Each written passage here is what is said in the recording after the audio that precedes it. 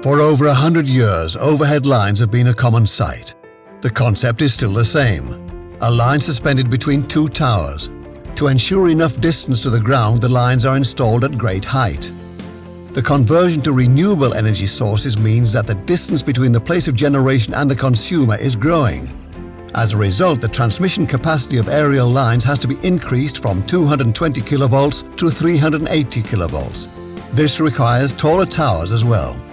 To minimize the impact on the environment, the older and lower 220 kilovolt line sections could be used where possible. This inspired the concept lifting overhead lines away from the ground by putting them under mechanical tension. Wir hängen sozusagen ein Seilbahnseil auf und an das Seilbahnseil, das spannen wir ganz straff und dann hängen wir dort die Leiterseile an. Die Schwierigkeit dabei ist, man braucht natürlich wie bei einer Seilbahn ganz stabile Stützen. Wenn wir die aber alle entwickelt haben, dann wird die Leitung viel kleiner, viel schmäler, weil sie eben so straff gespannt ist und passt dann in diese 220 kV rein. This is a revolution and a major project for 50 Hz. We call it compactLine. Never before were overhead lines put under so much mechanical stress. The system has to resist tractive forces of at least 60 tons instead of the usual 15. But how do the lines cope under a load? In winter, they have to bear the additional weight of ice.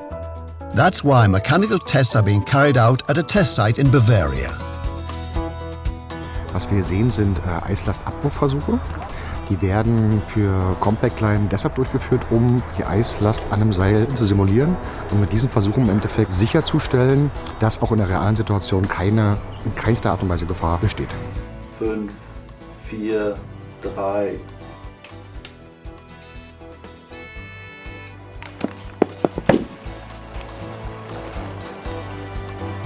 If the conductors should flash over after shedding, this would cause the line to be shut down in reality. The system would not be useful. But the project team is already making good progress. Der wichtigste Versuch war für mich der allererste Versuch hier.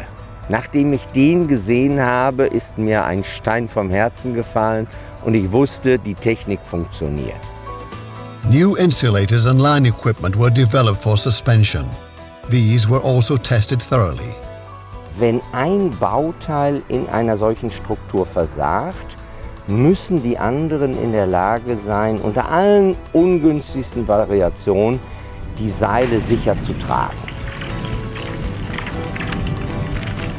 The load distribution tests show that the compact line can bear even greater stress than to be expected under most unfavorable circumstances.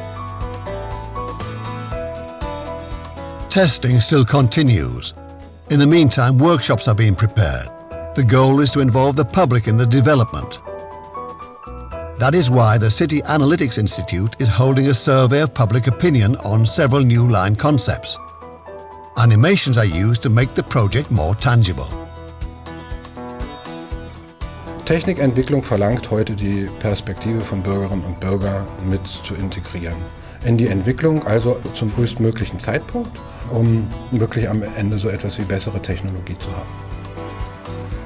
In Mannheim, the lines undergo a final check, this time to test their properties under high voltage electricity. Der Verlauf bisher ist sehr, sehr positiv.